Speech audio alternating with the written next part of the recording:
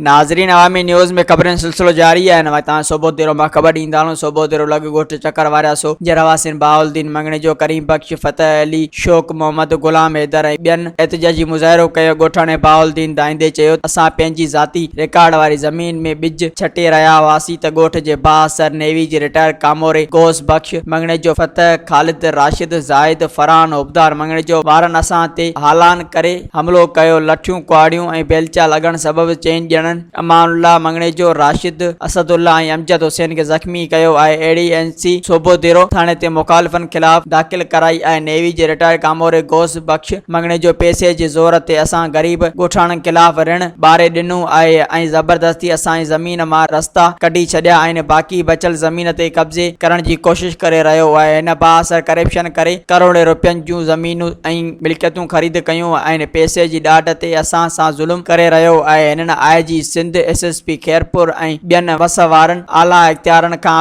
मुतालबो कयो त बासर ख़िलाफ़ कानूनी कदम खणी तहफ़्फ़ुज़ ऐं इंसाफ़ कयो वञे। मज़ीद खबरों और तफसीलात के लिए विजिट करें हमारी वेबसाइट www.awamiNewsHD.com।